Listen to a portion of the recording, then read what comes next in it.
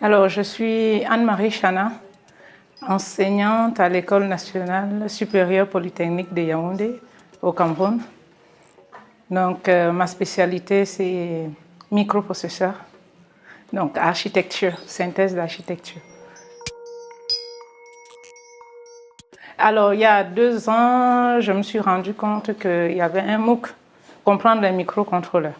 Alors, je me suis dit, au lieu de leur faire des cours théoriques à chaque fois, pourquoi ne pas introduire le MOOC comme faisant partie intégrante de l'enseignement. Donc, je l'ai fait il y a 2 ans, l'année dernière également, je l'ai fait. Au début du cours, je leur ai présenté ce que c'est que les microcontrôleurs, ce qu'on pouvait en faire, et j'ai demandé à chacun de réfléchir à des projets qu'ils pensaient réalisables avec les matériels qu'on avait. J'ai dû réduire la partie théorique que je faisais pour qu'ils aient le temps déjà de suivre les MOOC et de faire le devoir et également réaliser les projets. Le but de notre projet, c'était d'allumer une ampoule à distance et de 3 façons. Premièrement par Wi-Fi, deuxièmement par télécommande et en dernier par Bluetooth. Par Wi-Fi, on a besoin de 3 modules principaux. D'abord le relais, ensuite le module Wi-Fi. Et pour faire ça, on doit d'abord créer un réseau Wi-Fi. On a utilisé notre laptop pour créer le réseau Wi-Fi. Donc là, elle a allumé l'ampoule avec sa machine. On peut aussi l'éteindre.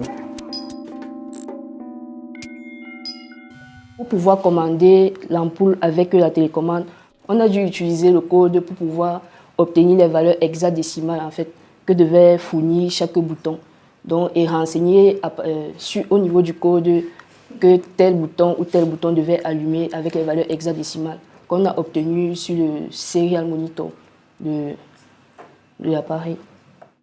On a téléchargé une application qu'on a installée sur le téléphone, une application qui va nous permettre de contrôler, d'émettre un signal Bluetooth qui va être, d'envoyer un signal Bluetooth qui va être reçu par ce module Bluetooth. Allumer et éteindre. La classe compte 40 étudiants pour 6 microcontrôleurs. Ils n'avaient pas la possibilité eux-mêmes de toucher aux microcontrôleurs et puis de tester.